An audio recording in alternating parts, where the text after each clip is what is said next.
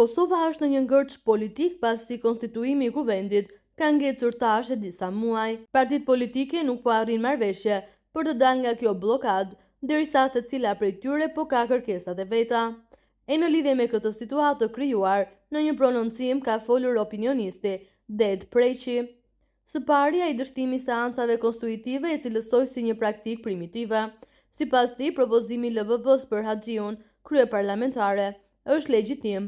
Madje ai e vlerësoi këtë të fundit dhe nuk mbështeti qasjen e partive opozitare. Ngërçi politik në Kosovë vazhdon që nga 15 priti dhe deri më tani, për shkak të mungesës së koorumit të mjaftueshëm për të zgjedhur kryevendarin e kuvendit, duke mbajtur institucionin e shtetit në gjendje të bllokuar. Këtij dështimi i thonë edhe praktikë primitive. Propozimi i LVV-s për kryetarin të kuvendit është legjitim si parti fituese e zgjedhjeve të 9 shkurtit.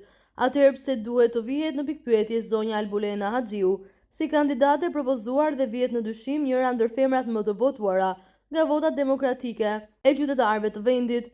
Nuk është vetëm këmbgulja e LVV-s për të propozuar vetëm zonja Haxhiu si kandidate për kryetarin të kuvendit, por sjellja e partive opozitare është e atill, të cilat personin e propozuar e lakmojnë në të kundërtën, e demantojnë dhe e shantazhojnë sipas sendjeve dhe dëshirave të tyre, ndoshta vetëm për të marrë kohë sepse kjo është çështja e një kohe të caktuar, që do të tregonte vetë se çfarë dëmi ka sjellë vendit, ka nënvizuar opinionisti.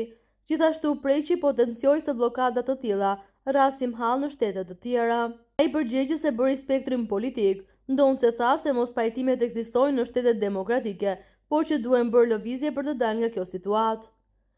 Përballjen me një krizë të tillë mund të hasim në ndonjë vend të rradh dhe aq më pak i konvenon shtetit të Kosovës, e cila në këto rrethana të jashtëzakonshme duke kaluar në një ngërç politik, apo duke rënë prej një politike të brisht është vështirë të thuhet, se cilat janë mundësitë e reja që i hapen këtij njerëzimi përmes ngërçeve të tilla.